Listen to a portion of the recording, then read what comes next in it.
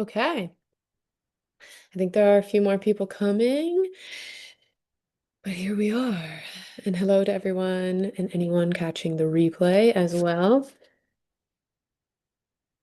Tell me how you are today. You can either say it off mic, say it, um, in your own space with yourself, or you're welcome to take a turn on the mic. But I want you to tell me how you are, but in as though you're telling me how you are with a horn, like with your car horn.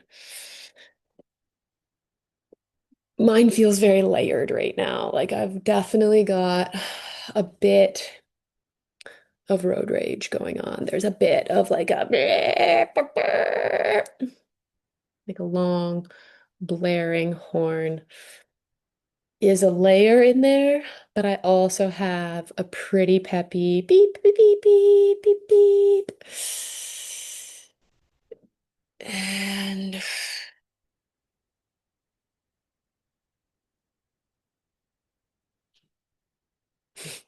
what I'm really hearing is this undertone of just a long horn, no taking the hand off. And what I'm hearing is kind of a question to God, to the universe, like, did you forget about me? So I'm noticing some inner narrative for myself that there's some impatience, some expecting the unexpected, but also wondering where it is. Um, Trusting, but also evidently needing to allow the trust to deepen, trusting the trust. And so that's what we're here for. You're welcome to be on video. You're welcome to hop on the mic if you're feeling it.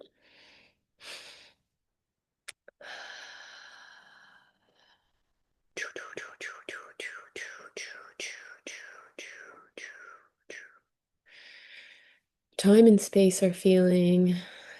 Yeah, come on. Let me hear it. If I was a car horn today, I'd be going. Yeah. I love it. Congratulations on that. I'd be so happy to be a pedestrian hearing that. Today, I feel like I'm constantly honking my horn on and off, feeling extra triggered by others. Yes. Really relate to that. In, yeah, I missed the tapping call today earlier, feeling so pushed and pulled. Um, really sensitive. We just went through a new moon. And yeah, that's what I was about to say was that time and space are feeling wildly stretchy and can feel that really wonderful things are reconfiguring. But yeah, I would say triggering AF these days with you on that. Lauren, well, I was just asking how everybody is and to say it, share it in the horn. Oh, woo-woo. So let us know how you are. I'm just gonna let my dog in because he's here barking, distracting me. I am good. Oh, I thought I was on mute. I'm doing good. Today I woke up in kind of a little bit of a slump, and then I got to go on a really nice nature walk and just be with myself through it, and now I'm feeling a lot better. That's beautiful. Yeah. Tell us in a horn. Brr. Amazing. Amazing. So we'll let people pop on as they do, but we are going to get started. So you are here for Super Self Sanctuary. The Super Self, everyone, everyone has been really quiet. You guys can't hear it either because Zoom blocks it out. But my son is singing and laughing. Maybe you can hear. He thinks it's funny. Hey, man. But the super self is the one that already knows that it's all working out. And so then we're willing to be triggered and to really feel it because it's part of that. This is about dissolving the resistance through being freaking honest. Honest, particularly with ourselves, inside ourselves, through our expression. And that allows a depth of kindness. What's been really coming through today is that the depth of our honesty is what allows the depth of kindness. That those two are not separate, they are completely connected. And so we want to move as much energy as we have the capacity to allow, because it's the circulation that, Maru, I gotta ask you to stop because I love you. And my attention when I hear you calling towards me is that I want to respond. I want to give you my attention. That's important to me. But this call just started and I'm on for a while. So you can either come and be part of it or you can be with yourself, okay? Okay.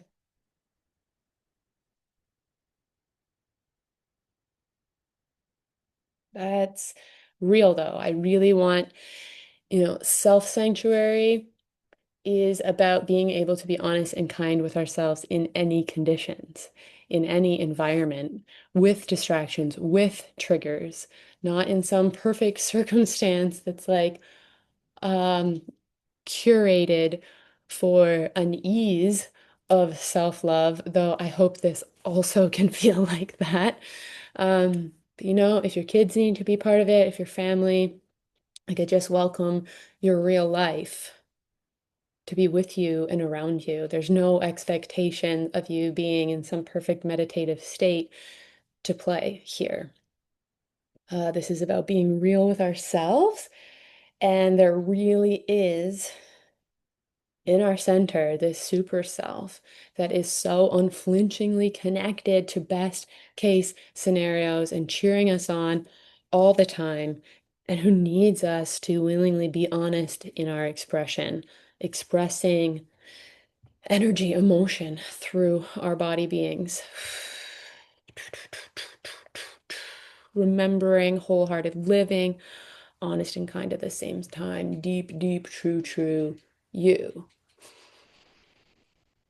So much of the push-pull is feeling our minds attached to stories, curious or committed to identifying with those stories, and also deep, deep, true, true commitment to not being attached or identifying with those stories. So there is this tug on our attention.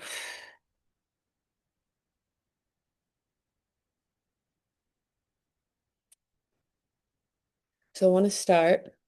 Got some sage here. I'm going to open this ceremony. I thought I had sage here.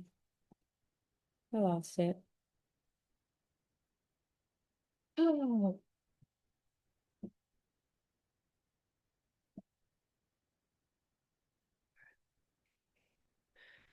Ah, I love feeling myself when I'm organized, when I'm so organized, and everything feels like it's in order. That's a really great version of life. And I love when it feels like nothing is going according to plan.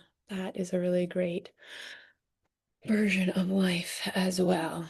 So, just gonna back up.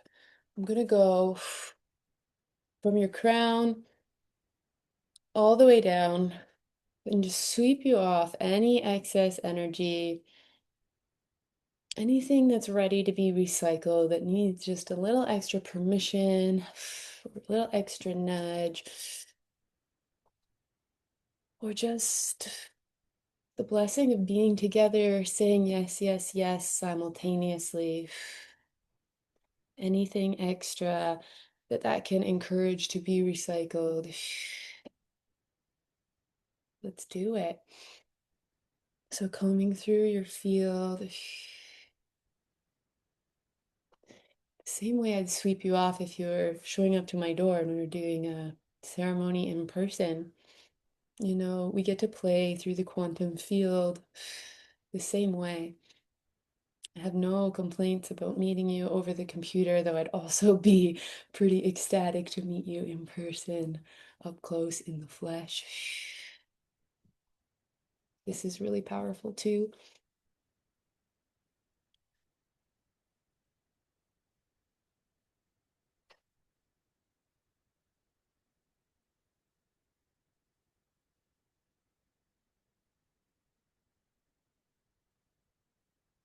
And I invite you to, you can stand or sit, but I'm going to turn to face the east.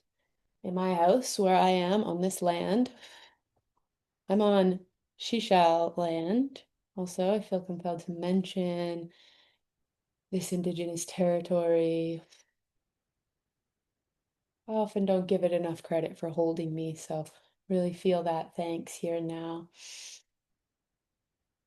Been here for 8 years and a lot of miracles have happened. And I thank the land that's holding you here and now. I'm turning to the east and I'm welcoming the guides and guardians of the east. I'm welcoming Archangel Raphael in this truly larger than life form, massive and towering, yet so gentle. Eye of the storm, powers of the east, the whispers of the wind and the raging of the wind, all the same, all the same. Welcome here and now, the power of the crystal wand, the green, the emerald green, flaming light energy flowing through, welcoming it into and through your field.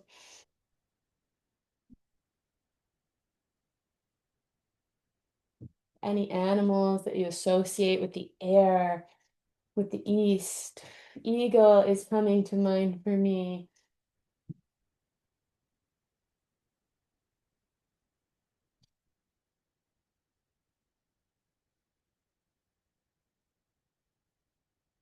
Thinking of these birds of prey with their huge wingspan who know how to ride the thermals, who know how to conserve energy and then act with precision, welcoming the powers of the East, calling that forward in us, the energy masters that we are, know that way of being so well, being efficient and effective through our instinctual, intuitive discernment. And turning to the south, welcoming all the guides and guardians of the south.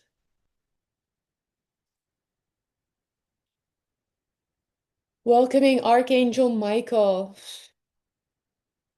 What a good friend you are.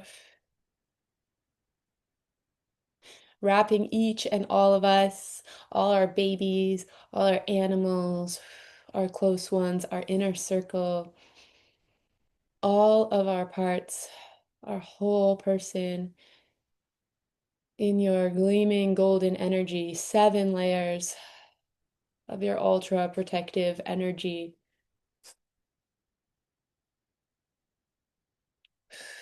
Welcoming your sword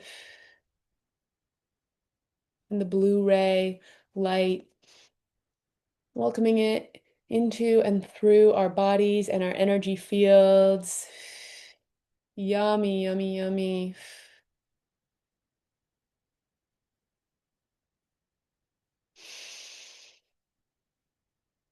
Welcoming any animals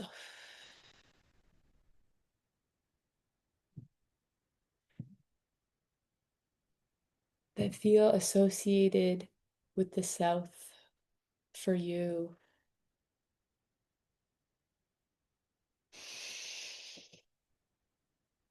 Mm.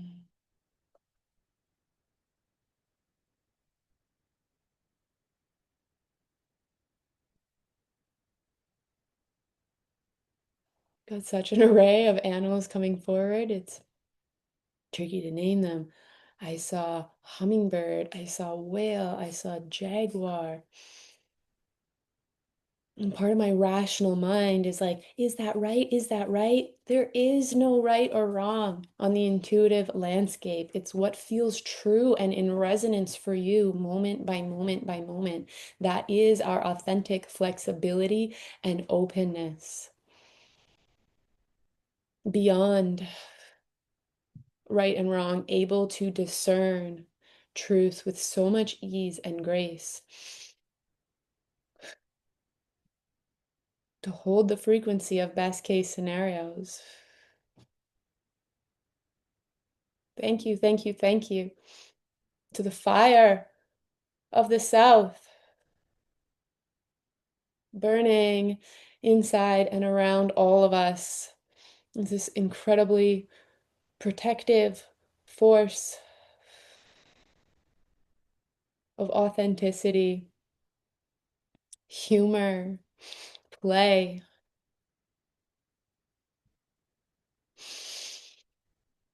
In the rage, the fury that moves through our bodies when boundaries are crossed. I welcome your intelligence, fire. Thank you for being with us, in us, around us, always.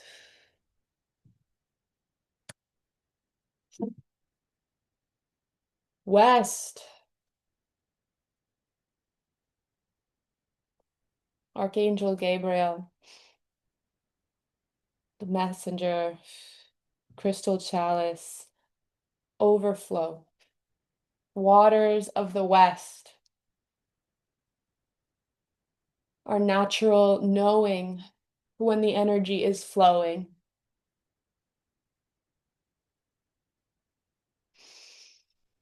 Thank you for being with us today and always. Thank you for holding this sacred space, for remembering the sanctuary of our bodies, of our energy bubbles, that we are safe with ourselves. Thank you for the sweetness that you bring in welcoming any animals, any guides and guardians that you associate with the Western Gate.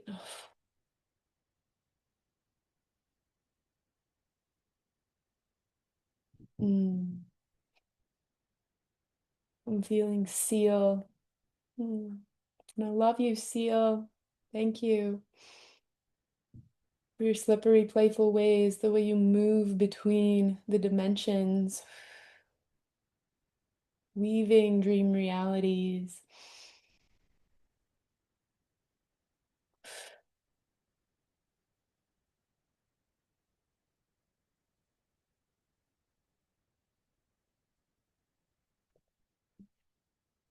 And turning to the north. Incredible magnetic north. Archangel Oriel with your golden pentacle and your ruby red ray of light. Enough for all. Thank you to any and all ancestors of the light joining us here today to help us play in our natural way of moving energy, to be the authentic energy masters that we are, to be in love with the mystery, to let energy speak energy and mystery speak mystery. Thank you for your support. I'm calling any animals that want to be with you, that you associate with the north. I'm feeling the elk with incredible antlers and the crow, bringer of the light in the darkness, and coyote, trickster, master of the mystery, speaking mystery.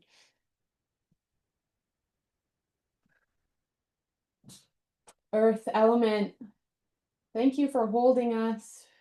Thank you for molding us. Our bodies made of this material flesh, so sensitive and so intelligent.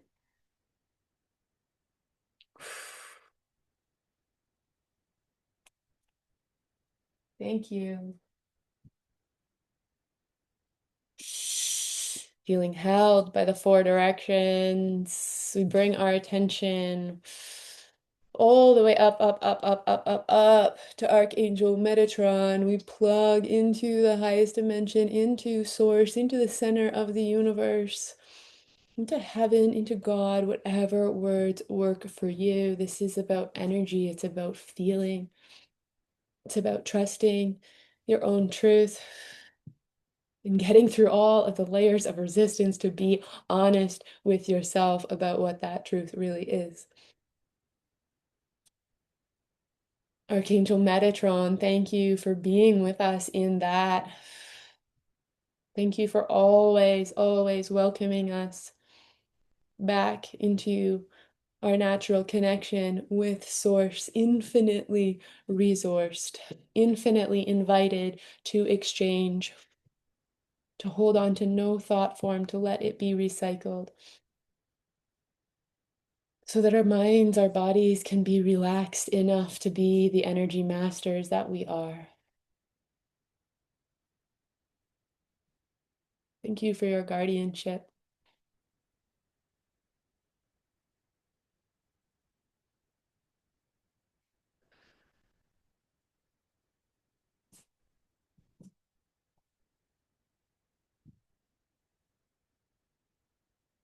And sending our attention below, Archangel Sandalphon, guardian of the innocence on earth, welcoming us always, always, always to remember to plug into the earth, to be, to feel held by the earth, and to recycle energy with the earth so that we can remember our freedom, our power, our innate playfulness with energy, energy speaking energy, mystery speaking mystery, and to feel safe with ourselves in that.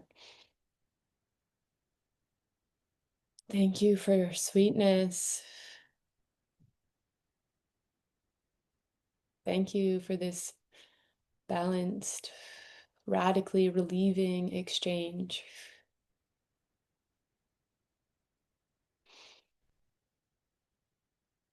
Oh,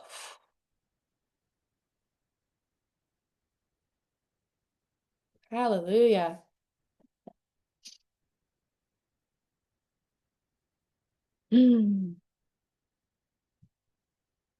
Let's do our 6-minute practice. I'm going to play some music. We're going to do, might be 4 minutes, might be 6. These 6 moves, fascia release, really easy to follow along if you don't know what I'm talking about.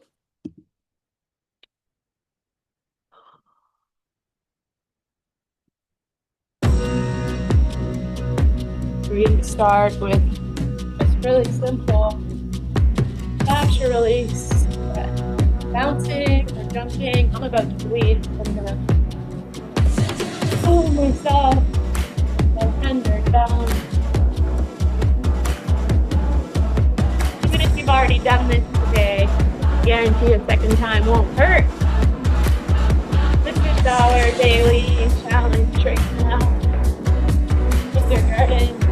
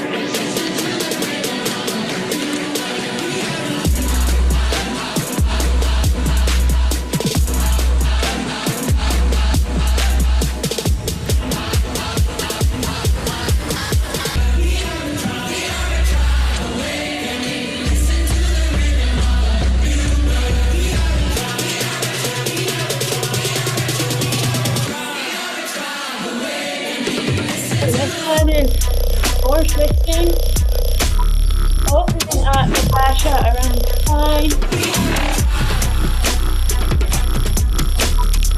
letting go of the issues in our tissues.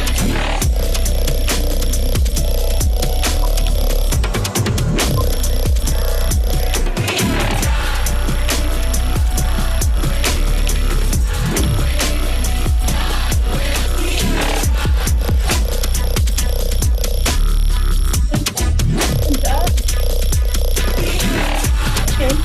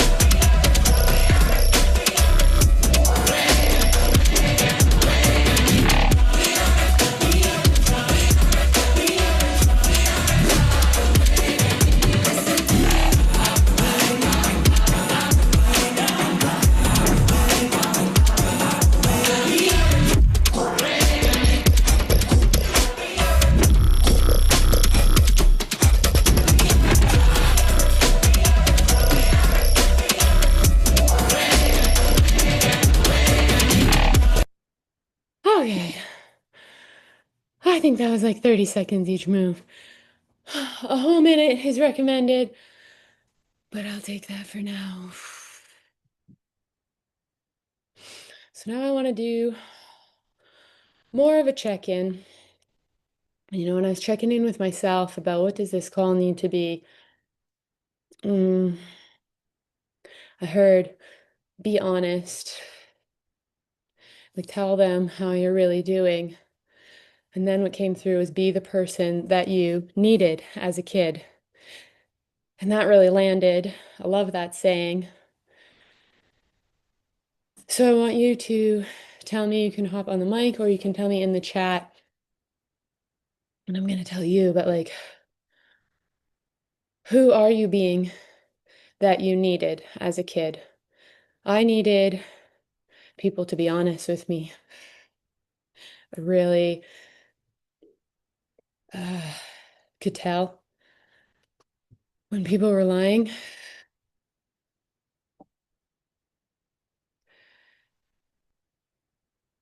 And that felt frustrating and fucked up, especially people lying about emotion. That it felt so natural for me to see. So I'm called to admit to you how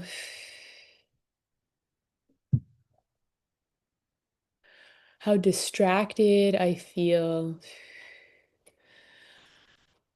by stuff that's coming up in my family of origin. Just to be sincere with you about that like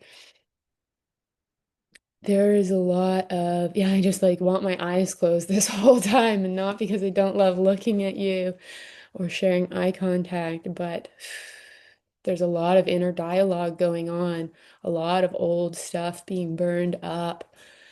And I think that's true in different ways for all of us. I experienced a lot of being yelled at yesterday. I let myself do some yelling. So I'm feeling a lot of self-consciousness coming up about, am I doing a good job? Do I believe myself? Do I believe in what I'm doing? Really confronted with, I'll call it the karmic situations. People given to me in my life to um, doubt, to project, to confuse and do their best to coerce me in a different direction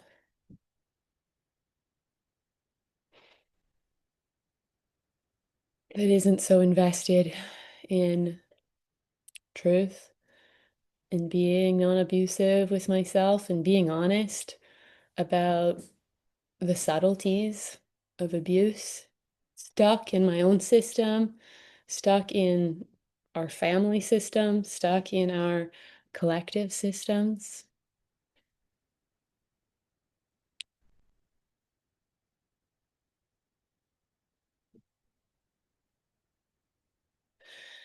So, this new moon that we went through yesterday was in Libra, following the full moon.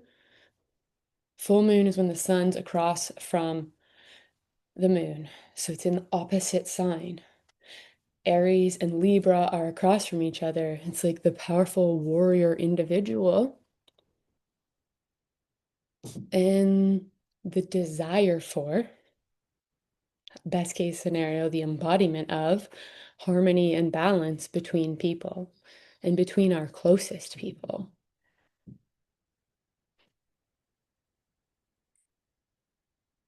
And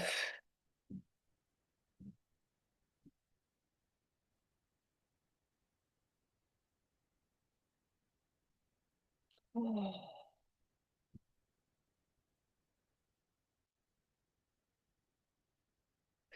I feel annoyed. I feel annoyed with how much more prepared and excited I was for this call before that happened. Really felt like in my confidence in my evolved self, and know there's a lot of purposeful contact and collapsing into the self-conscious parts of me that still were holding attachment to certain people. I would have consciously said, I moved on, or let go, or there isn't that strong attachment there, but life brought me to places in me that still really wanted their approval. And I do feel like that's perfect for this kind of call. And that you all probably get it really a lot.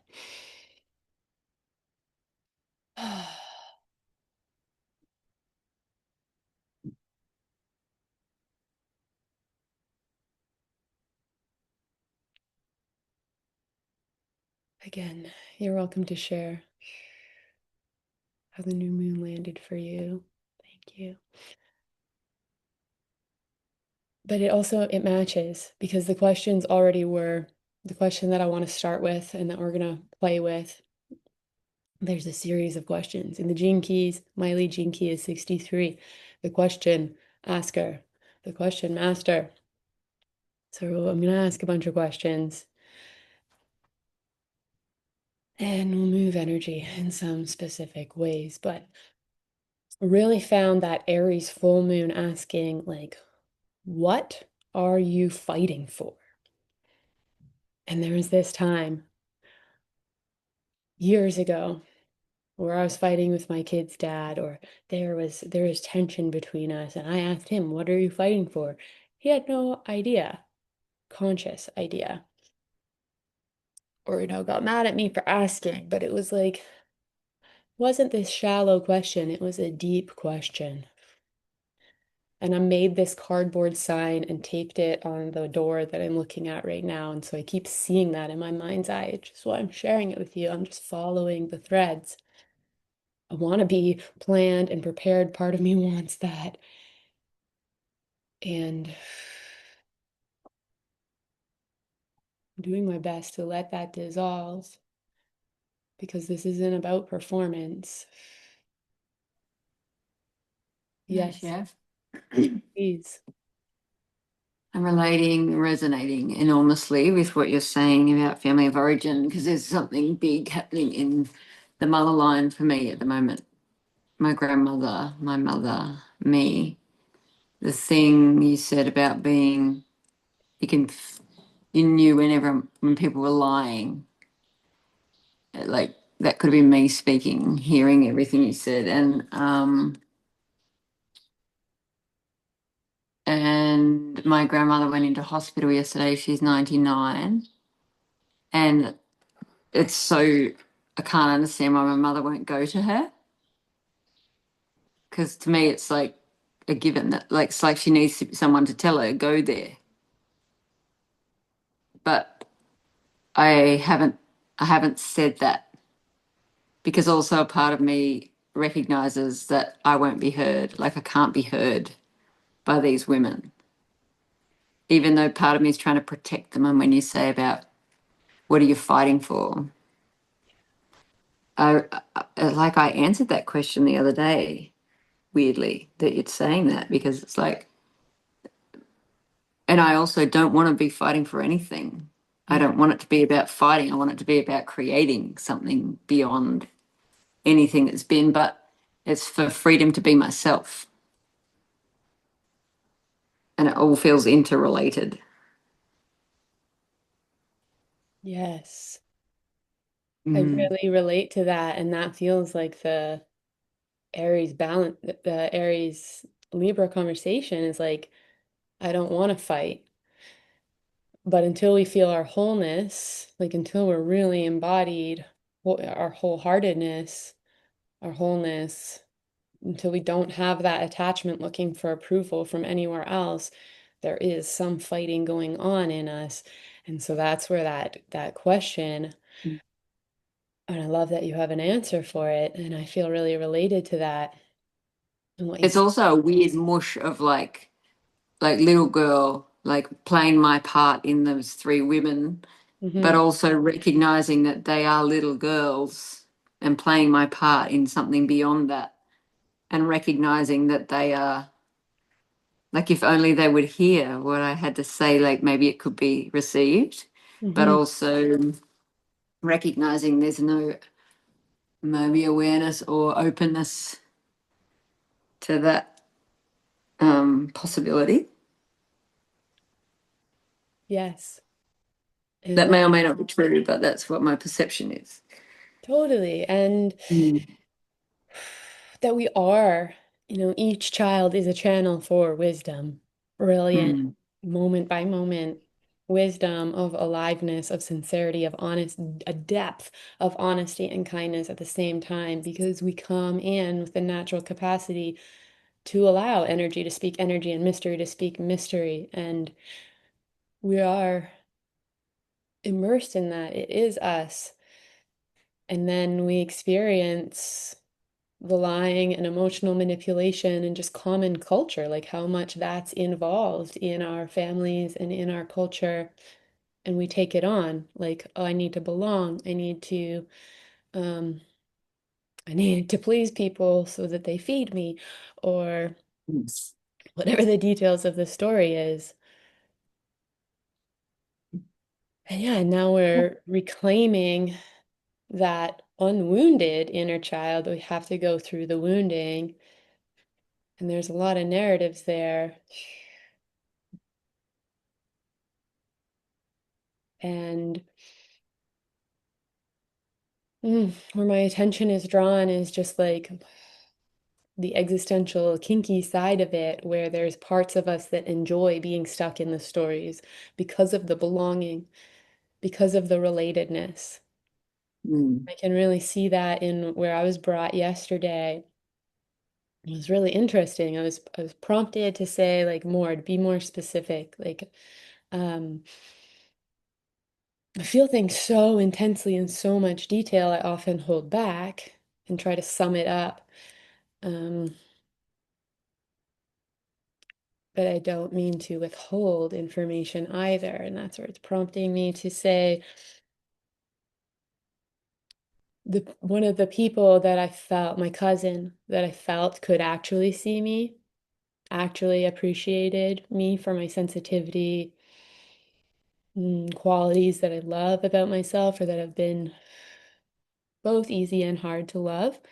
Um, has aligned herself with my mother, who I have come to realize there's a lot of covert narcissism present, and that is something that my whole family is facing off with in different ways because it's been passed down and passed around.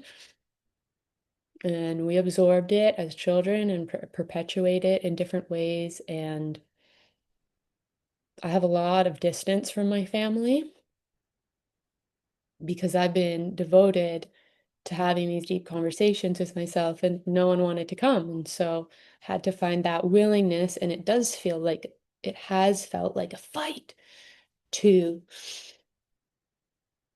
be willing to go at it alone or without them.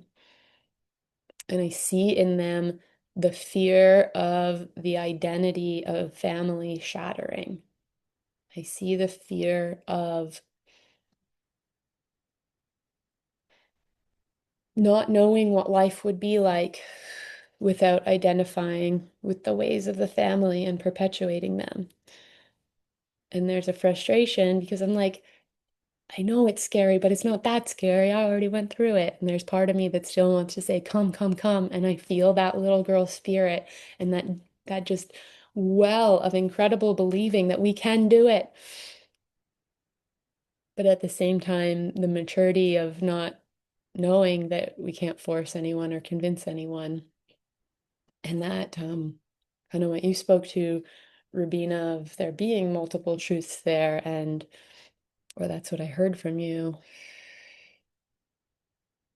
We can have multiple knowings at the same time, and that as the energetic stories in us are rectifying through simple work, through complex work, through our bite-sized practices, and through, major shadow work, major ceremonies, etc.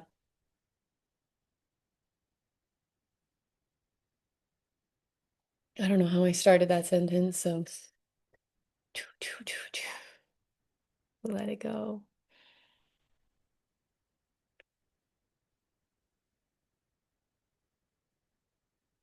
But I really felt like at the end of yesterday, ignited. I felt like, of course, this happened. It illuminated what I'm passionate about and showed me where I've still been holding back on that passion because there is still attachment to people that don't share that passion and that are scared of that passion. And there is still some degree of wanting or feeling need to please them. And so that freedom to authentically express, like you mentioned, um, still locked up to whatever degree, which means not totally free. And I want that part of me for me. I want that part of me on my own team as opposed to protecting me from myself in order to align with others.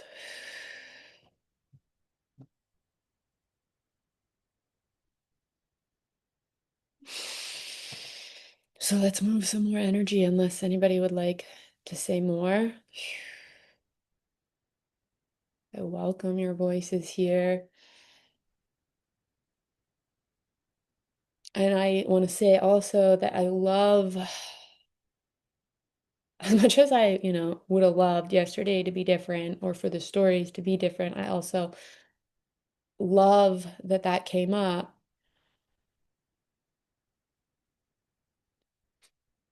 Oh, wow. I just keep having this like total mind wipe of like, yeah, the mystery is so alive and well, and just really asking for surrender. And I can feel as much as the fight is pushing and pulling on my mind, the entanglements. I can feel the other people thinking, arguing with me, using me in their arguments and stories.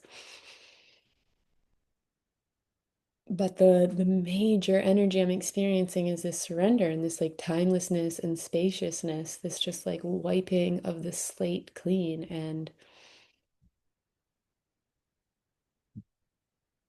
yeah, I don't know what I was going to say that I loved about this coming up. There's lots to love about it. There's lots to resist about it. Let's move some freaking energy. Yeah. So,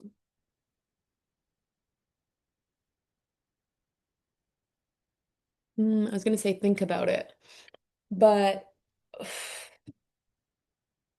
I'm going to stand for this part. Well, to, of course, do whatever you need to do. This question of what are you fighting for? Whether you know what the passion is, or you know what's triggering you and what the present arguments are prominent in your psyche, in your process. I want you to bring that up. And we are going to stand in a really strong stance, breathing out, pumping the lower belly. I'm reading, deeply listening. I needed acceptance. This is why I have resistance to certain emotions because I was taught to change and fix. I also looked for validation in the wrong places, searching for acceptance. Yes, yes, yes. Well said. So, can you hear me when I'm talking over the music? Hope so. I'm gonna play some music for us.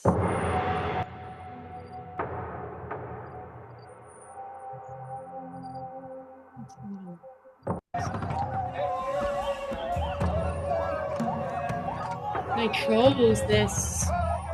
It's a playlist by the Great Medicine Show.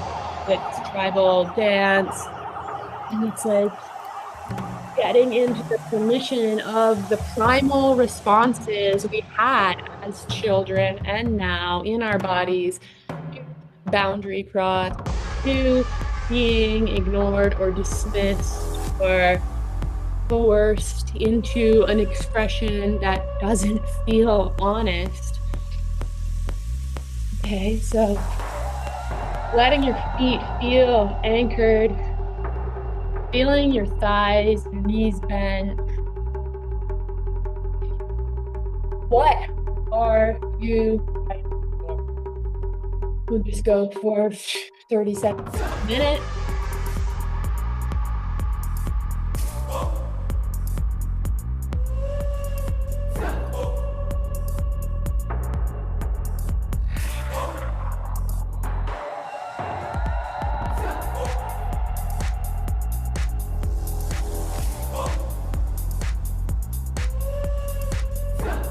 What are you not content with?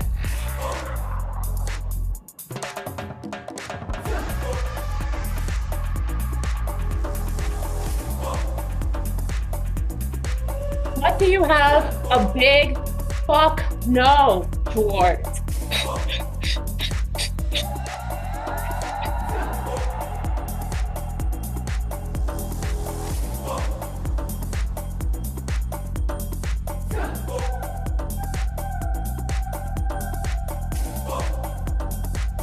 Stretch it out, pause if you need to.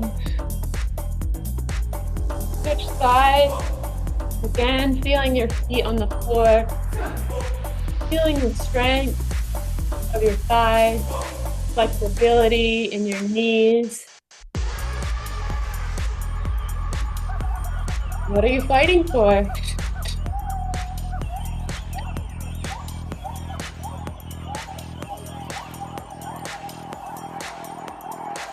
What would your fury actually look like and sound like? Let that come through this motion. Who convinced you that you weren't safe to be alive and well inside yourself?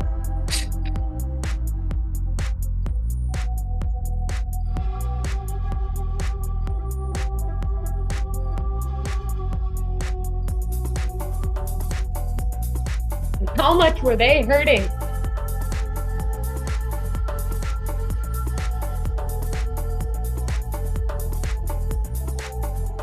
How much have some parts of you been hurting and holding on to this no, no, no to protect yourself,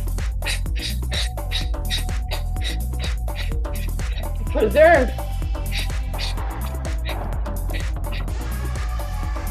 persevere.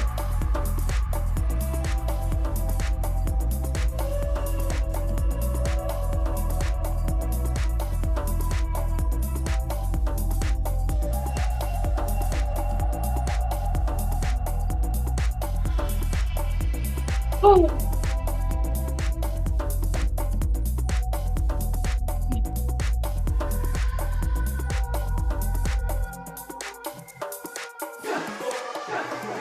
Breathing into your hips. Let some big hip circles come.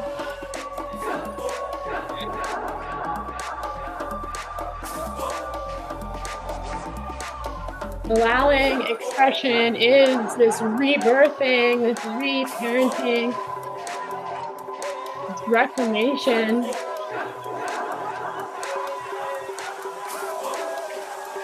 Sweeping energy from the hips towards the ground, towards the floor.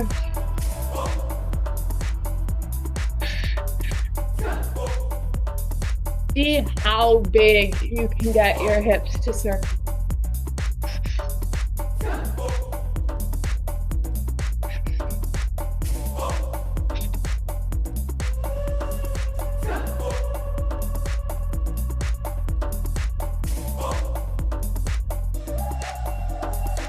Let your jaw come into it as well.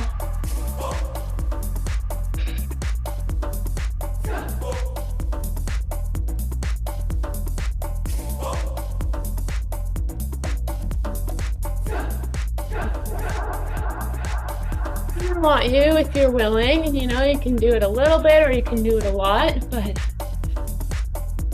we're going to move between two expressions here, back and forth a few times. First one is show me your monster. You can be gentle and playful and silly with it, or you can get into the hungry fury of it.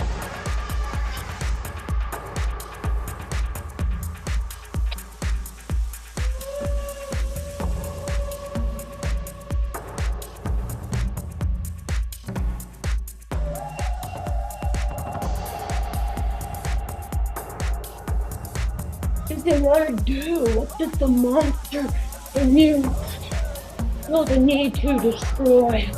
What makes it stomp around its chest?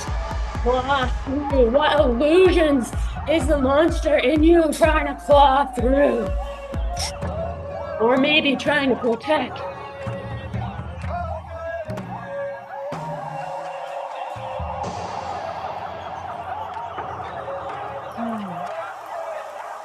Now, moving into balance, the delicacy of a dancer, ballerina.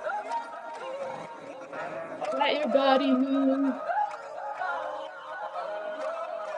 with the precision and grace, any precision and grace that you can muster.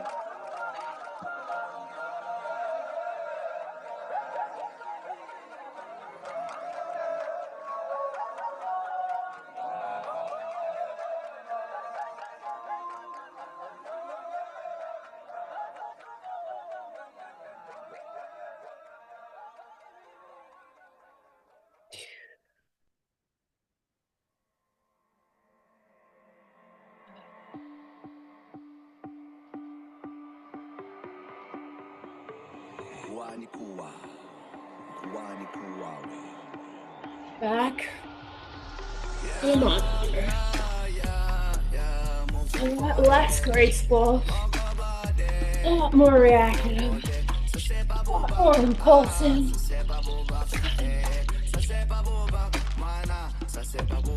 Wild.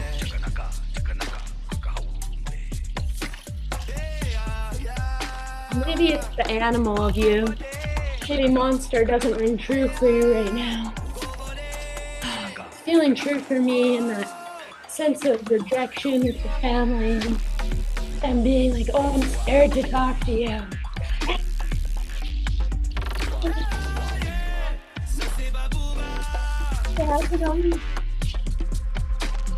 My connection to truth and sincerity is scary for those committed to me.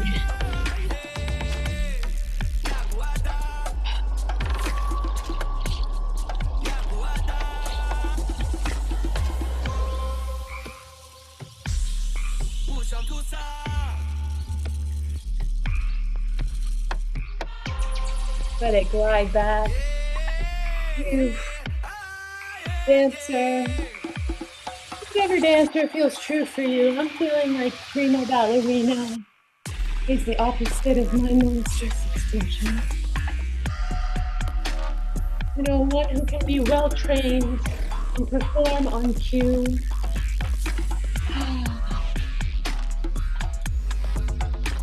One who knows how to present balance, equanimous expression.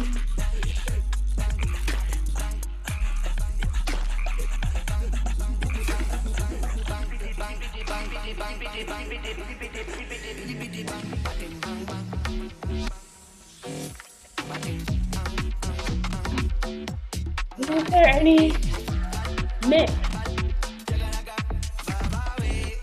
of the monster and the dancer that wants to come through?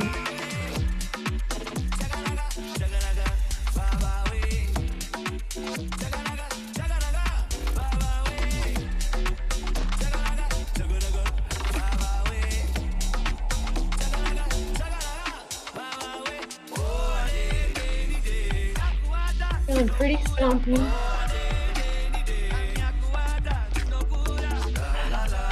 As you're moving through this last little bit of this song, monster slash ballerina,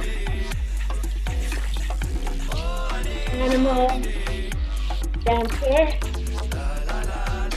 like the energy,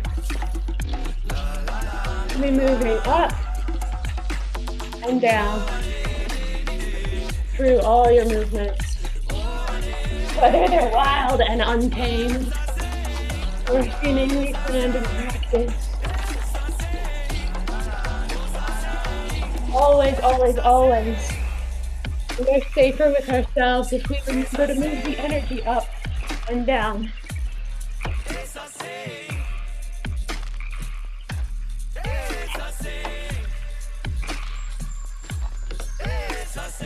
My child is yelling from upstairs, we are safe with ourselves. Let that Cali tongue hang out, if you will. That full. I don't know if they can hear you, hon, but you can come say it up close. Okay. We are safe with ourselves. Goddess pose. The balance and the wilderness. Oh, feet turned out, legs bent, arms up, at a right angle. And then the Cali tongue out. If you can go up on your toes. Woo! Feel the bird in my thighs. Oh, we feel the bird. Deep breath. Another big Cali exhale. Cali in.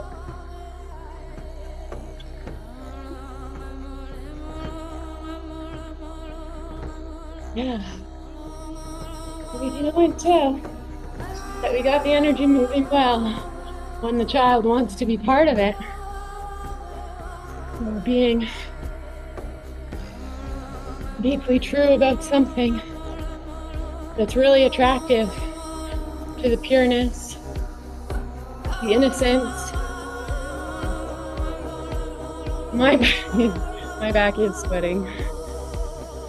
And the story of Callie is that so passionate about protecting the people from the demons, right? And slicing the heads off demons, but every drop of demon blood that hit the floor multiplied by 3. And she was so she'd catch all the blood on her tongue as she's slicing these heads off, willing to consume it all, not afraid of the thing, but afraid of not doing her job, but so consumed by this job that she nearly killed her lover. And it was only in her lover's ability to transform into a baby that caught her attention. This image of pure innocence was the thing that stopped her in her tracks.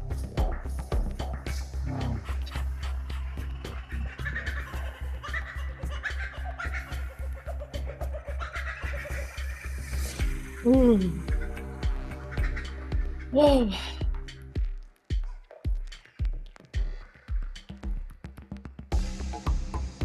Oh, sorry.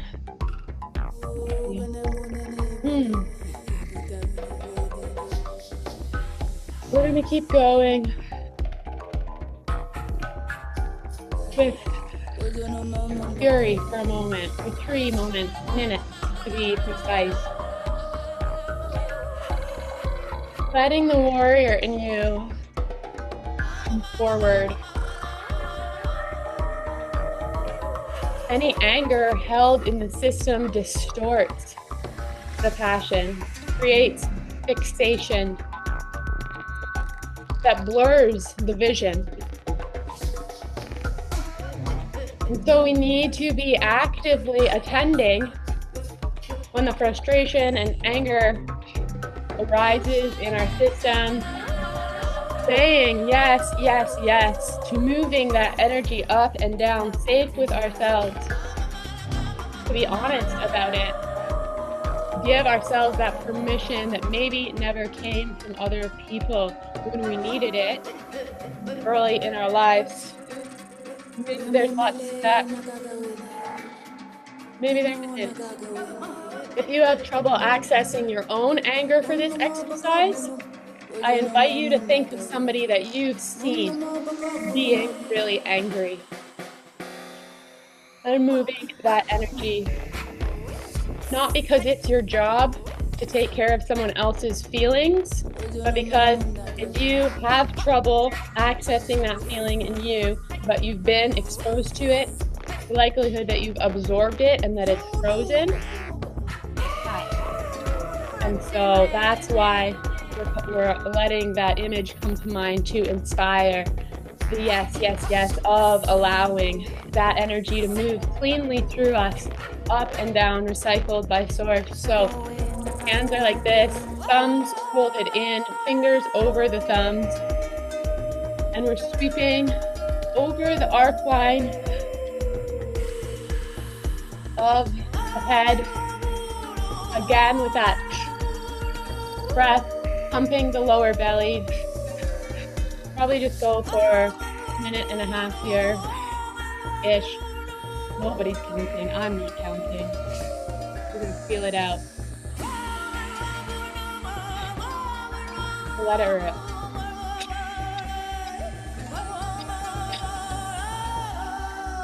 If there's anything that you're angered about, anything that's triggering you, any attachment that you feel to arguments, I'm feeling attached to arguing with family members. I'm going to bring that to mind now and move the energy holding me in that attachment, wanting to prove something, wanting to explain myself, wanting to be understood. You can move the energy slow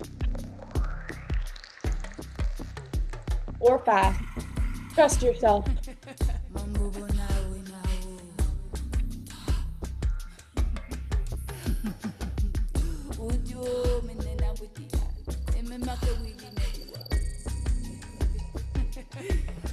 That person that talked to you through gritted teeth never owned the seething that they spat in your direction.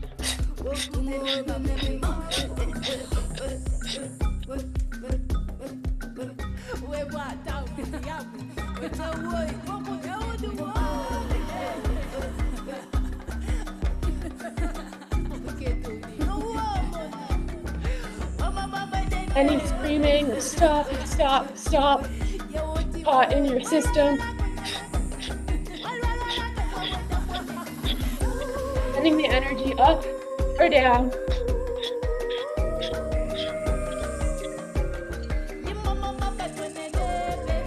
Holding anger in our field is one of the worst things that we can do to ourselves. And all interpersonal abuse comes from that level of self-abuse, of storing unexpressed emotions, electricity meant to be in motion. It is self-abuse to hold it in our bodies, and we are here saying I'll no longer participate in that. I am undoing any promise that I have made to that. Fingers interlace in a Venus lock, stretching all the way up above your head.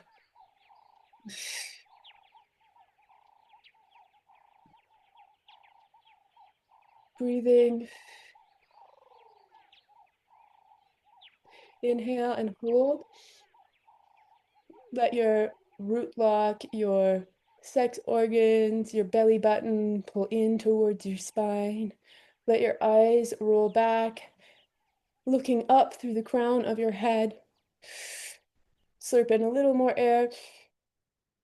And as you exhale, letting your hands float down and letting the source white light flow all through your channel and fill your bubble.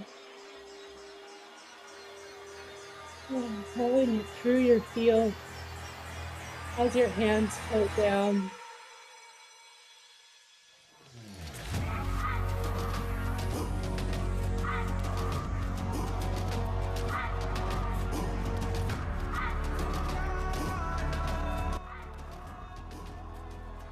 And the teacher that I started doing that exercise with, she always ended with, "There you go, you feel a lot better now, don't you?"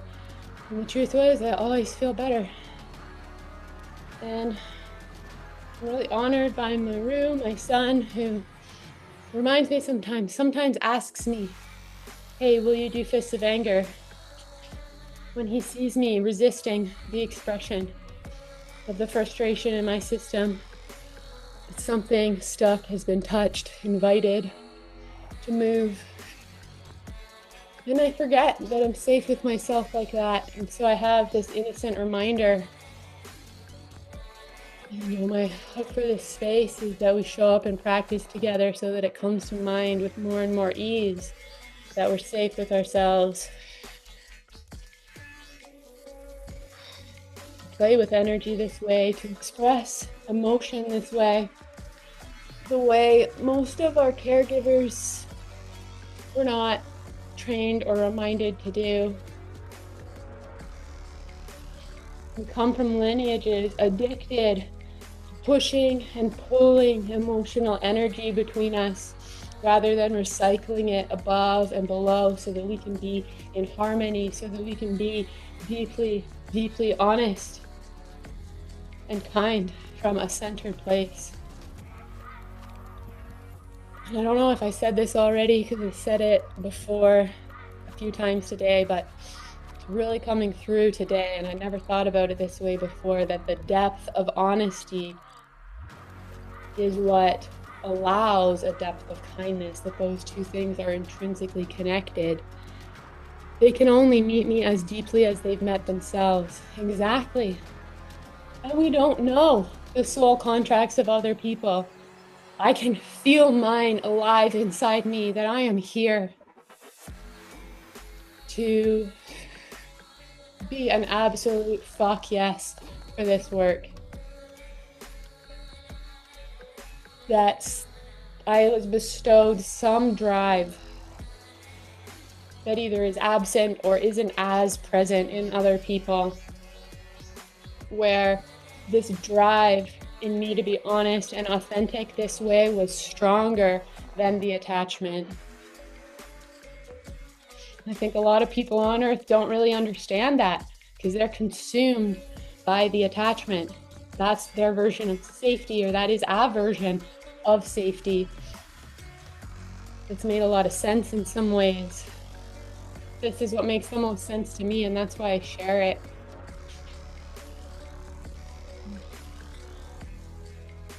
So I want to ask you now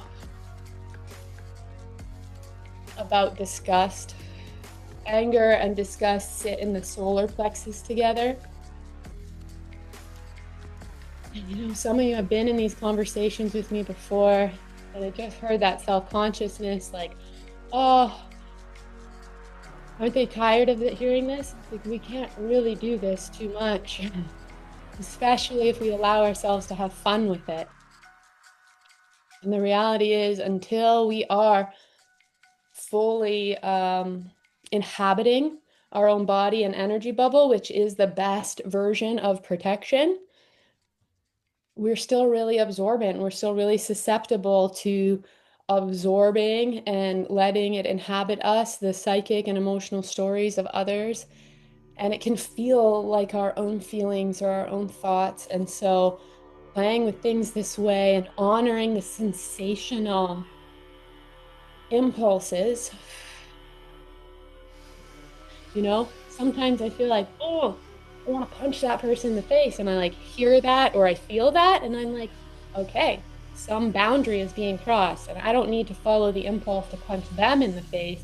But I have those two activities that we just did. And when I allow that energy to move through, it's like click, click, click, click, click.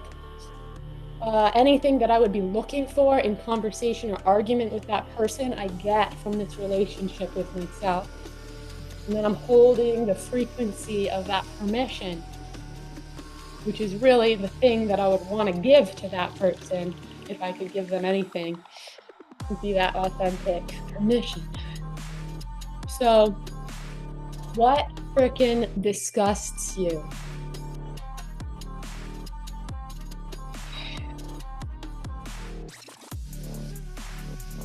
Like, I saw a lot of hypocritical behavior in my family member yesterday, and I realized that disgusts me. It disgusts me because it scares me. It disgusts me because I don't want to repeat it. It disgusts me because I see the emotional manipulation that's been passed down. It disgusts me because I see how tormented and twisted it is, and that tangled blob of energy grosses me out. That's not where I want to live. That feels toxic. What feels like a moldy, disgusting sandwich of each of your least favorite toppings? Exactly. Disgust equals repulsion. It's a signal. It's a brilliant, intelligent signal from your body that that is toxic, that that is not healthy for your body, for your energy field. So what feels like that to you? For me, it's this really disgusting neediness from my father, like the shame that he carries and the need to be like really close to me and be in my space and just like needing me in a way that feels really disgusting. And also like just adults being so unconscious and so not accountable and projecting everything onto children. It's just so disgusting and so like helplessly disgusting. Yes. So the idea here is that we let ourselves go like gross, like be as childish and dramatic as you can. You know, if it actually incites dry heaving, please allow it and like send it into the earth. That was brilliant, Lauren. Thank you, thank you, thank you. Exactly. I'm repulsed by them. I'm repulsed by them settling for codependency instead of settling for safety and codependency instead of treading their own path. Because codependency for me nearly cost me my entire family. So I'm repulsed when I see them settling for it when they're meant to set the example. Yeah. My body says I don't want that. That's not a true version of safety for me.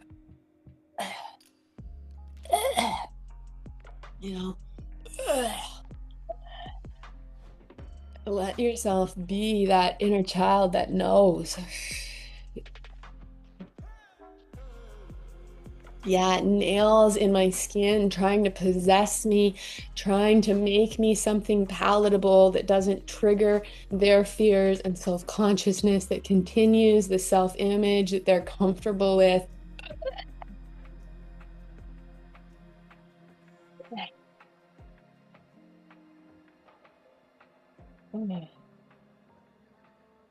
Yeah, repulsed by them being able to stand on stages and preach to others about how they should live, but repulsed by their inability to have a one-on-one conversation with any truth of essence. Yeah. Oof, that brought more fury in me, that refusal towards the depth.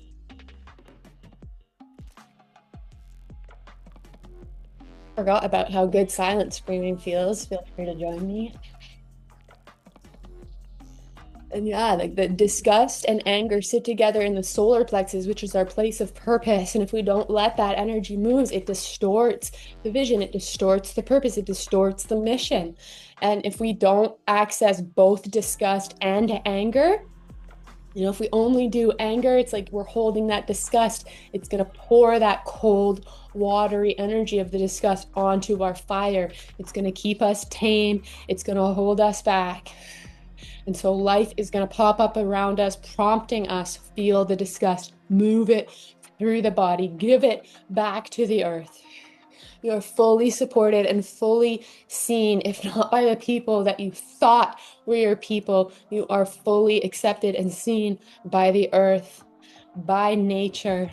And it is more than enough. And the more we practice, the more that we feel that, and the more we access our enoughness and let the fury, the disgust move through, be recycled so that we can be in our power.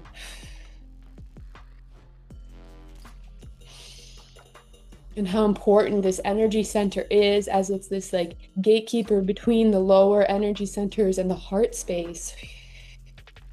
And we're meant to be able to hold ourselves in integrity. We need that to be online for that. So letting out will just introduce that moldy sandwich again. If anybody has a little bit more to let go of. It disgusts me. Oh, disgusts me when people are willing to talk bad about you behind your back but not be honest with you. It disgusts me when people project shadows onto children but then try to like lure them into liking them with gifts and candy. This disgust and rage at the same time. Ugh. It disgusts me when they'll buckle and inject their children for the sake of a little bit of money.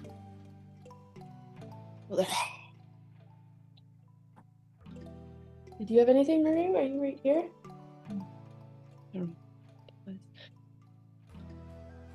Oh, yeah. Congratulations on whatever level of honesty you're just able to meet yourself in. Thank you, thank you, thank you, thank you, thank you. No, let's bring our hands to the heart space. Big plug in down below. Plug into the earth. Plug into source. Feel the tension between your hands. You press them as hard as you can, little as you like, or somewhere in between. Feel all equal opposites meeting here in the heart space in this tension, always pressuring you back to center, back to your authentic beauty, of being able to withstand the pressure, to stand in authentic expression moment by moment.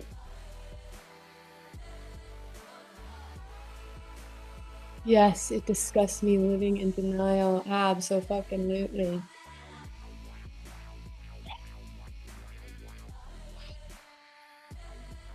Breathing into the heart space,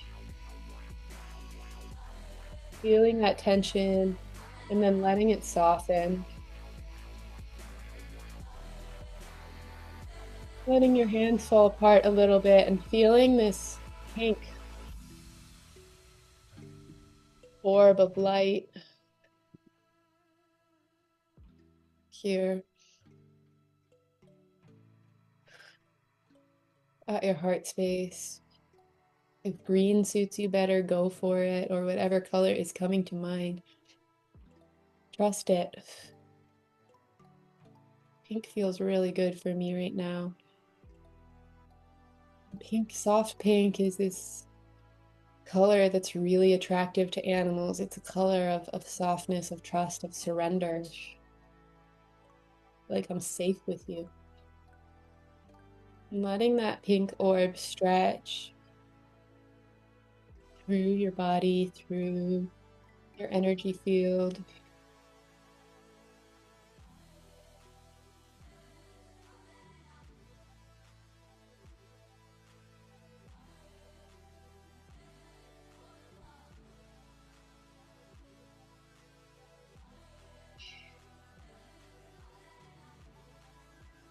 Feel it swirling and shimmering and just loving you all over and all the way through.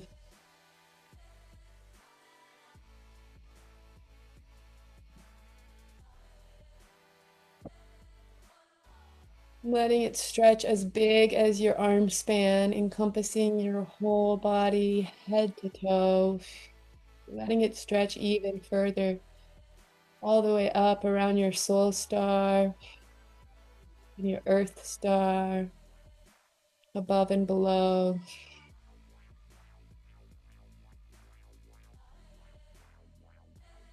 Letting it continue stretching all through your home or the space that you're in.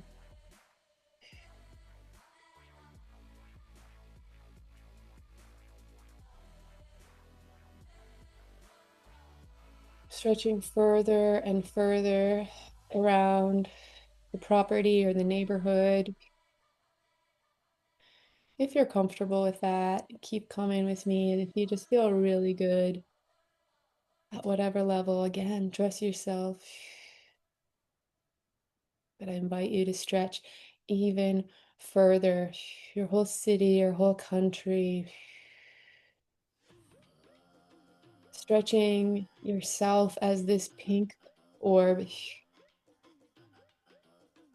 your attention, your presence carried in this pink orb of light, stretching equally in every direction. It's consuming the entire globe.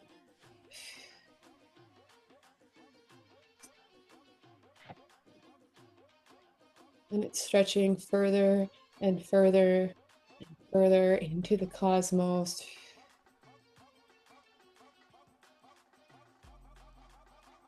You think it must be going to stop, but it just keeps going and going, stretching, brilliant. Big, huge, gigantic, consuming galaxies, holding everything in existence in your loving presence.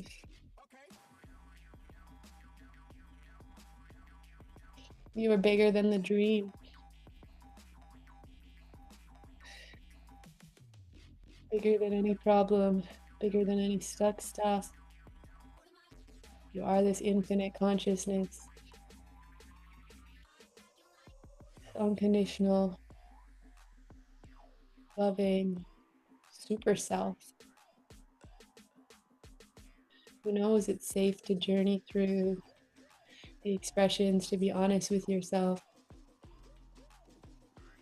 They are always tethered to this immaculate inner knowing of your worth that's so worth uncovering, excavating from any place that it's been buried, any place that it's been hiding. Any place that it was told to stand in the corner, shrink in the closet, or to shut up. All of that is consumed in this super self-knowing.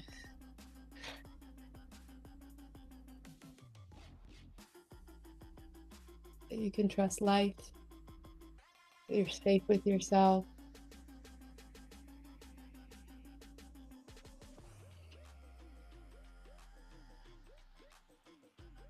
Hands coming back to the heart space,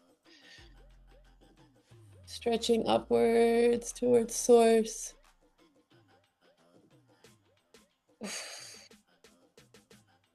Letting them glide, slicing with so much ease and grace any illusions, any stuck stuff, all the way pointing towards your feet, your beautiful feet anchoring you on earth, here and now. An immaculate, infinite soul with an exquisitely sensitive flesh suit, these extraordinary senses designed to lead the way.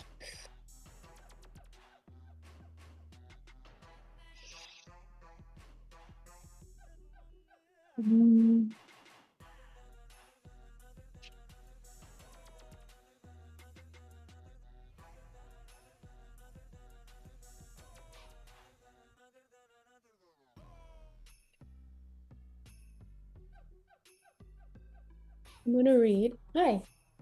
Hey. You made yourself some cool wrist guards. You want to show these guys? That's a very warrior. Look at that. Yeah, just so the toilet paper rolls. Super cool, man. I cut the tops off Yeah, and then cut them like I love this. it. Okay, we're gonna have a little story time now. Yeah. This is coming to a close. Felt really called when I was asking, hey, what do we need today? This reading on innocence. So I'm going to invite you to keep self-stimming.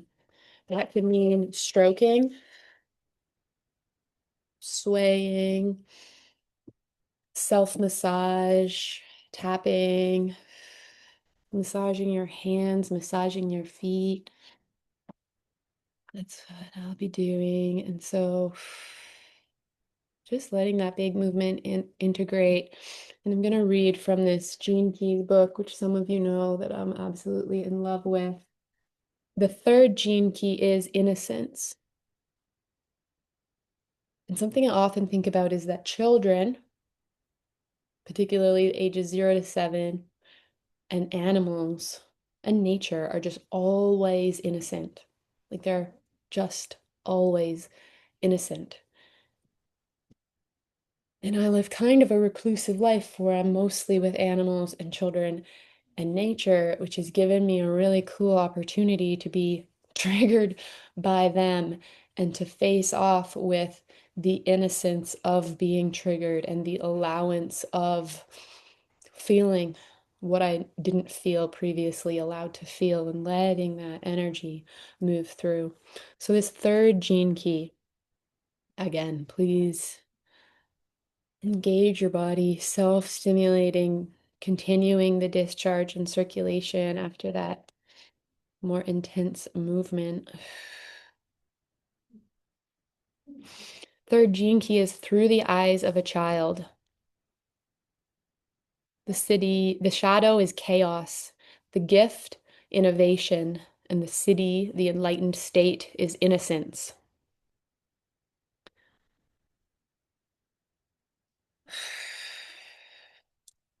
And I didn't read in advance, and some of the self-consciousness I'm feeling is like, oh, maybe just read part of it.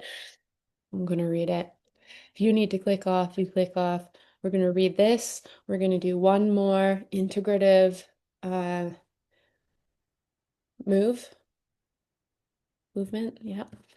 And I love that part, so I hope you stay. and then we'll close. We'll thank the directions and we'll seal the deal. I'm realizing that I need to plug my computer in.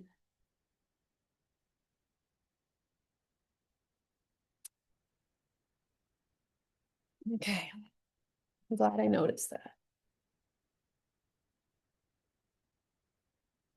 Okay, so from chaos to cosmos. The third shadow lies at the core of all our beliefs that the human individual is basically powerless in comparison to nature or the infinite. This is the programming domain of both religion and science, the two cornerstones of human belief. On the one hand, we have religion, which separates humanity from nature by the interposition of a god or gods, thereby creating a division in our entire unconscious reality. This reality must then be based upon the worship of either our own or someone else's projection of what God is. Such a situation in turn creates the notion of free will and its judgment by the presiding deity. On the other hand, we have science, which sees our nature as predetermined by our genes, which come pre-programmed only for survival, thus leaving all human beings victims of the vagaries of chance. In either scenario, the individual comes off badly. We are either shown divinity only to be denied it, or we are shown freedom and then placed in a world of merciless competition in which only the lucky or strong can thrive. Perhaps more than any other, the third shadow captures the essence of the role of human DNA through an understanding of the structure of the single cell, the prime unit of life on our planet. Through an understanding of the single cell, we will see how both of the above belief systems have grown out of a very natural organic progression that has brought us to exactly where we stand now, at a great evolutionary fork.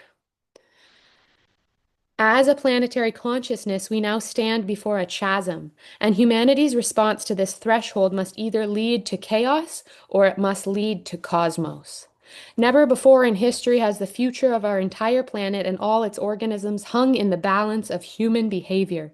It is interesting to note that the word chasm and chaos are derived from the same root, since this third gene key governs what we humans understand as chaos. It is also intriguing to note that the original meaning of the word chaos is closer to primordial space. It was only due to a misunderstanding based on fear that the word came to be equated with disorder. In order to get to the bottom of the profound mystery within the third shadow, it is perhaps helpful to overview the direction of modern scientific thinking in response to our current evolutionary fork. Contemporary mainstream scientific thinking is still based mostly upon two giants, Newton in physics and Darwin in biology. Despite what we hear, the scientific world is still reeling from the aftershock of Einstein and what he discovered. Einstein's breakthrough opened physics and all of science to vast dimensions that can barely be comprehended. All an honest physicist can say for sure anymore is that the bedrock of scientific thinking has been so severely shaken that no scientific premise can ever be taken for granted again. Einstein's quantum world has still not filtered through to mainstream biology, except for a few brave pioneers who are willing to put their reputations on the line. Darwin's dogma of genetic determinism prevails and still remains at the root of all modern medical practice. However, a new quantum biology is indeed in the process of forming at the frontiers of modern science, and it holds many fascinating possibilities. At the core of the new biology lies a completely new understanding of the single cell. According to the mainstream view, the brain of the cell resides within its nucleus, where the genetic instructions for life, DNA, also reside. The thinking goes that if the brain is in the genetic instructions for life, DNA, oops, The thinking goes that if the brain is in the nucleus and the nucleus contains the instructions, then the instructions control the cell and therefore us. However, quantum biology has discovered something very remarkable that directly challenges this. The brain of the cell does not reside within the nucleus after all, but in the cellular membrane, which provides an interface with the environment. In a nutshell, this means that life is designed to be cooperative rather than competitive. This new biological view makes enormous sense when considered alongside quantum physics, which holds that all of life is interrelated and holistic rather than separatist. In the old view, we humans are the victims of our selfish genes. In the new view, there are no victims, only a huge interconnected and interdependent cosmos. The original Chinese name for this third hexagram of the I Ching is an unusual expression that is traditionally translated as difficulty at the beginning.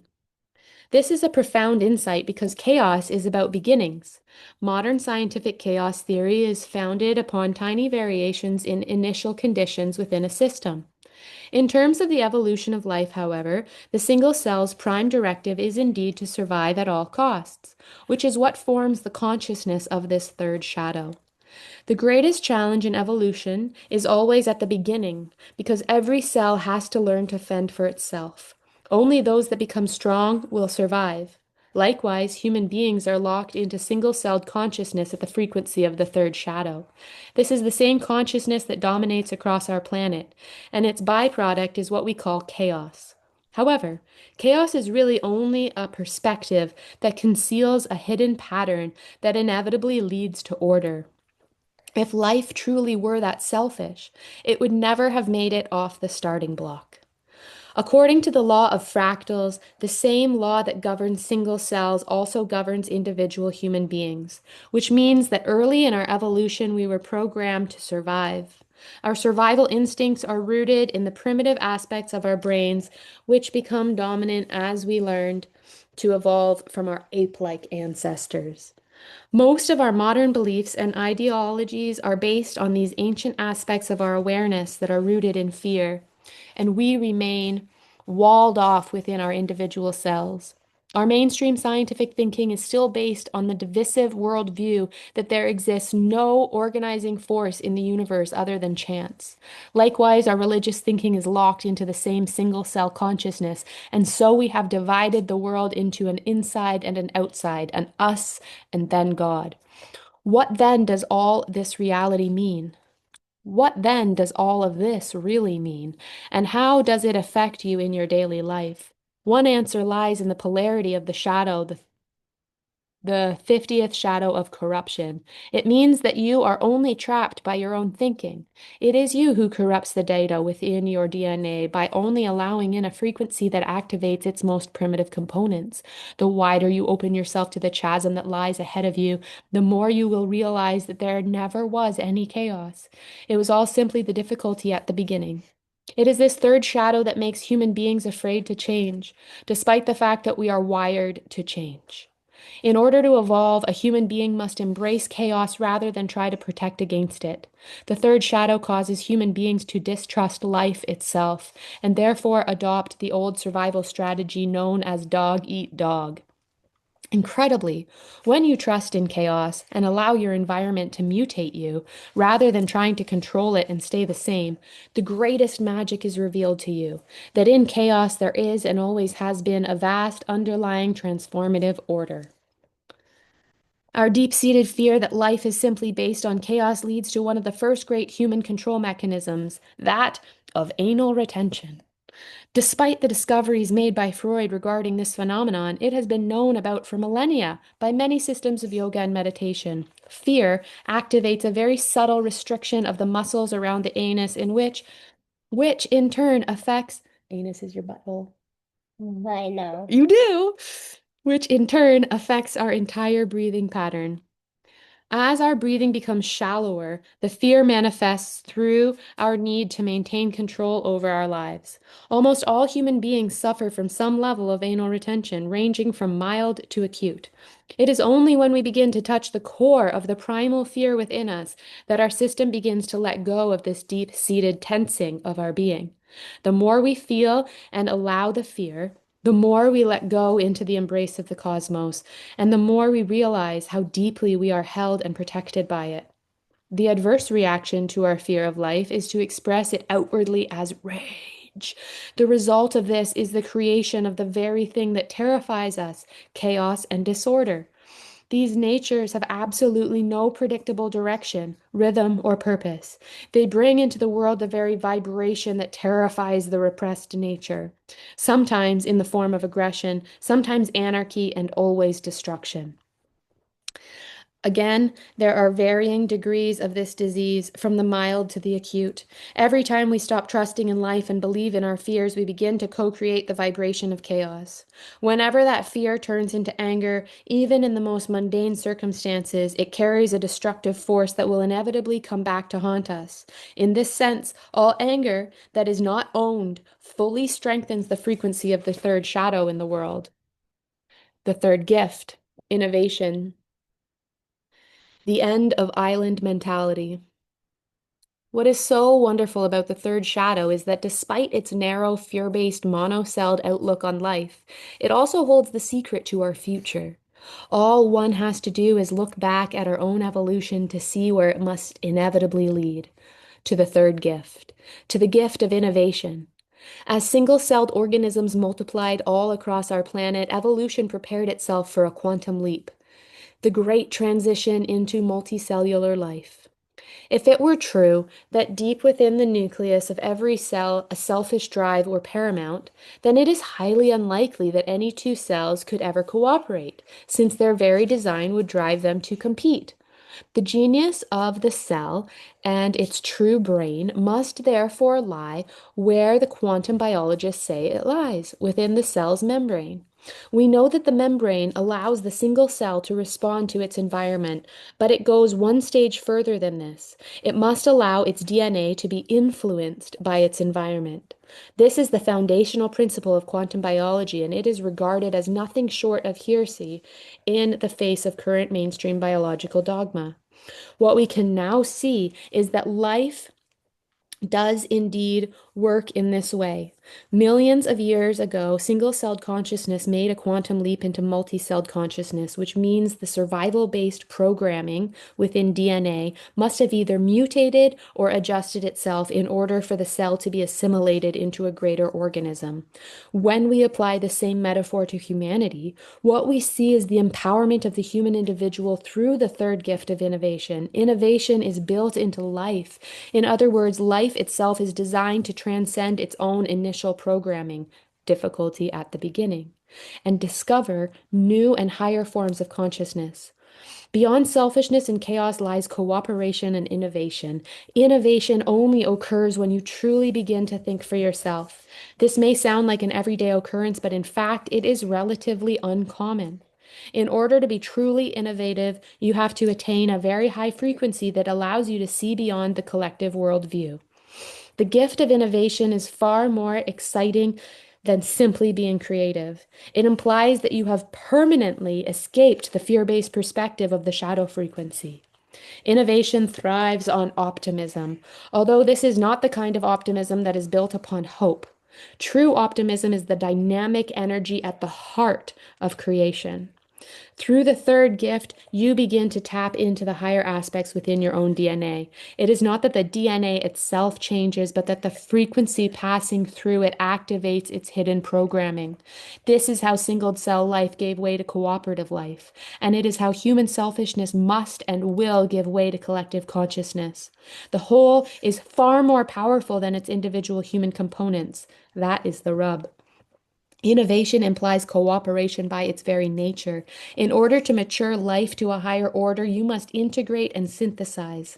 The path of innovation broadly means to improve something through the introduction of a new element or elements.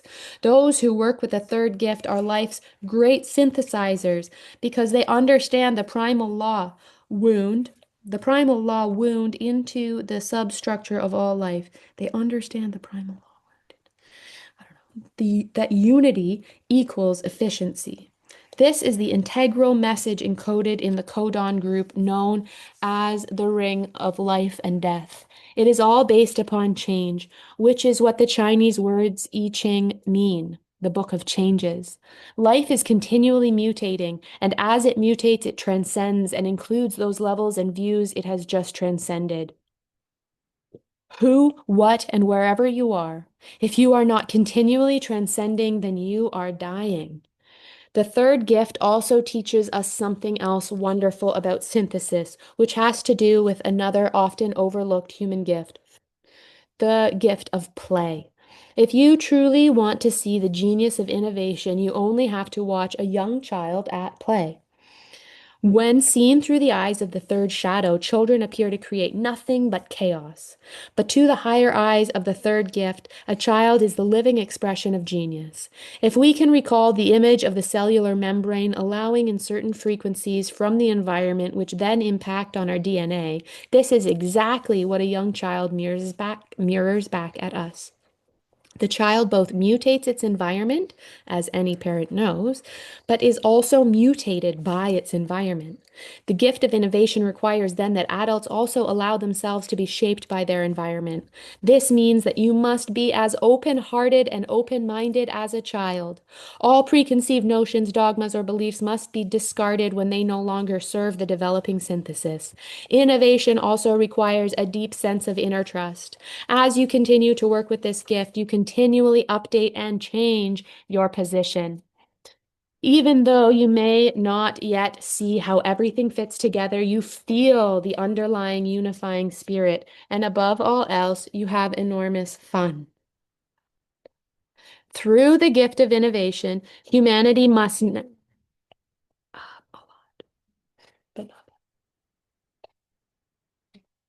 Through the gift of innovation, humanity must now improvise in order to survive the coming centuries. Just like those early single-celled organisms, we must mutate to become a complex multi-celled organism.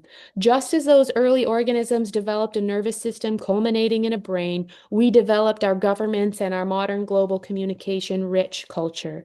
However, our greatest innovation is yet to come, which is literally to relocate our brain from the cranium to the far more advanced solar plexus system. Yes. Just as the cell's true brain is in its membrane rather than its nucleus, so our true brain is through our emotional system. Like the cellular membrane, the solar plexus system determines what frequencies are allowed in and out of the body. Thus, as the individual mutates to receive higher frequencies, these frequencies unlock the higher organizing principles of collective life embedded within our DNA. It is not we who make this decision, but life. These codes are already waiting inside us, threaded along those mazy pathways deep within our DNA.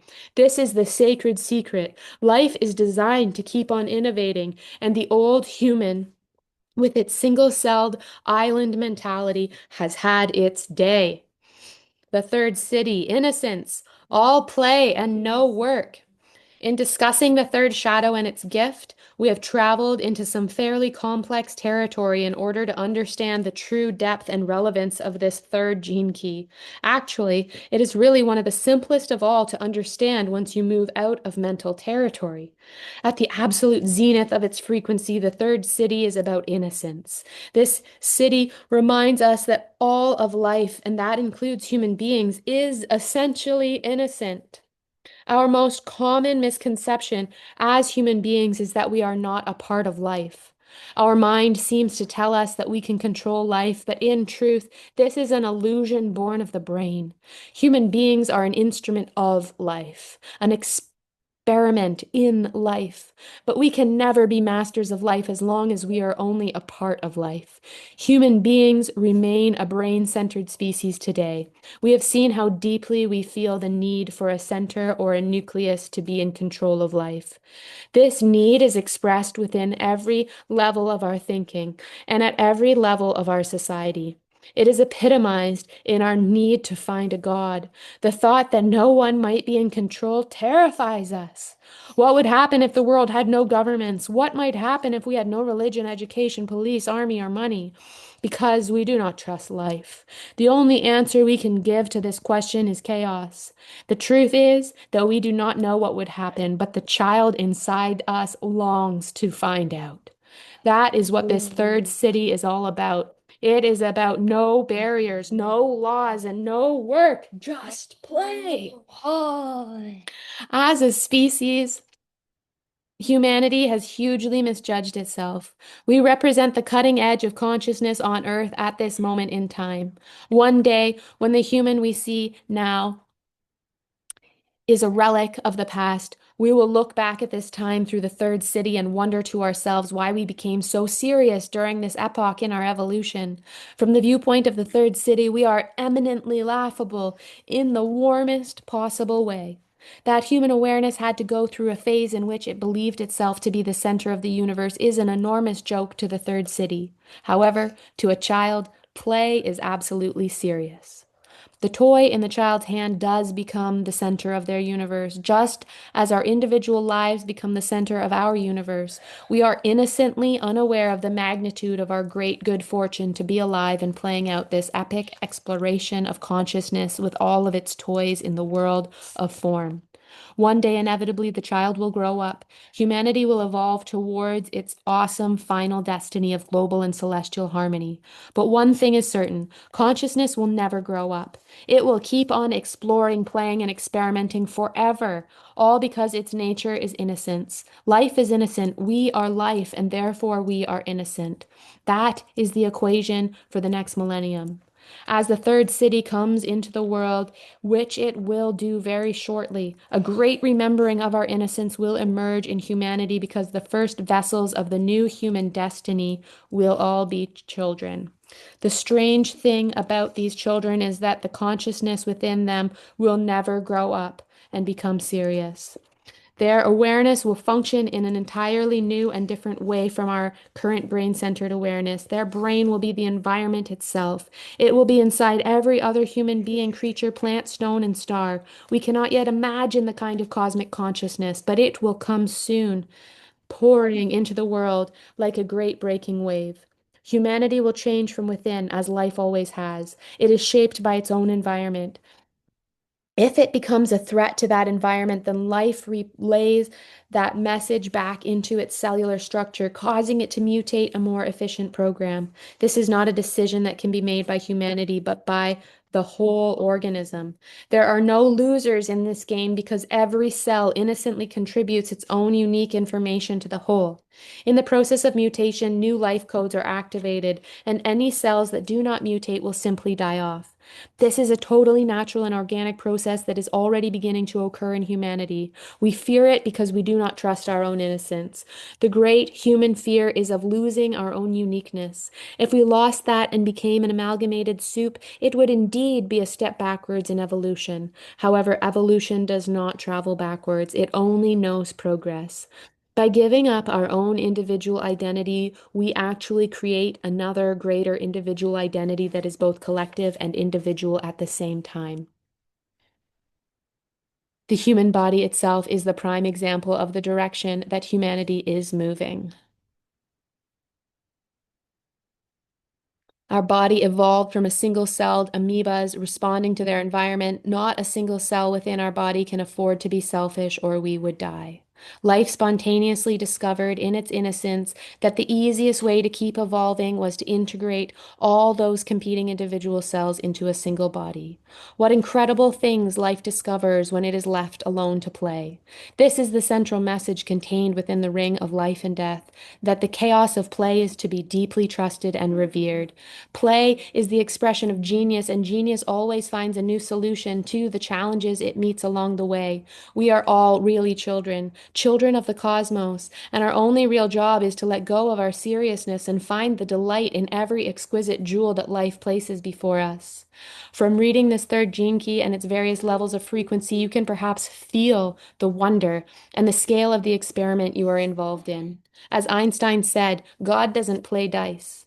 The human brain was not designed to grasp insights as profound as these. The certainty of order within the universe is a feeling that can only be captured by a more advanced system of awareness in human beings that our mystics have called by many names. Above all, it is equated with the human heart and the feeling of love and unity that lies between all creatures. Your true home is not located within your body, nor is there somewhere in the universe a single center through which everything is orchestrated. The center you are looking for is the feeling of love itself, which is the omnicentric manifestation of your eternal state of innocence. Whoop, whoop, whoop. Okay, a quick side scoop. Hands at underneath your belly button, feet hip distance apart, feeling your feet on the earth. Inhaling, scooping out to the side and up and through your center line. You know, I felt self-conscious there. Other side, knowing I was going over time, feeling still so many words ahead, but also trusting the transmission. Each of those chapters is so incredible. So much permission to feel the shadow, feel the gift, feel the enlightenment, that that's what we're here for. That the shadow isn't wrong or bad to experience, but that it is meant to be transmuted, that we are here to feel our way through. Gold star to you, especially you, Coney, Caroline, Lauren, Robina, Sarah. Thank you for showing up. Gold stars Gold for any amount of energy. Gold star. Able, allowing yourself to move today. Any way you engaged yourself. Activating and soothing your own innocence through the movement of energy. Activating and soothing your own innocence through the movement of energy. Activating your honesty and kindness at a depth that really, truly honors you. Gold star. I'm going to thank all of our guides and guardians. We are gold. The element of air. Thank you to the east. Thank you to the fire of the south, guides and guardians of the southern gate. Thank you, thank you, thank you to the waters of the west and all the guides and guardians of the western gate. And thank you, thank you, thank you to the north, to the earth of the north, to the guides and guardians of the northern gate. Breathing in. Hi. Plugging into the earth. Thank you to the earth beneath us. This incredible, ever accepting recycling center. Thank you to Sandal Phone. Thank you to all of the innocents here on earth. Thank you. Gold star, big, flaming, sparkling golden star to all of the innocence that is you. And Yes. all the way up, up, up to With source. gold star. All the way up, up, up into source, plugging into source. We can never do this too much. And thank you to Archangel Metatron, always welcoming us home this way. Thank you, thank you, thank you, Gold Star, for showing up to play. Yeah. Whoop, whoop, whoop. Beautiful beings. Big high five. Thank you, guys. Thank Thank you. you. Love Thank you you. all That was so much. amazing. Love you. Super self.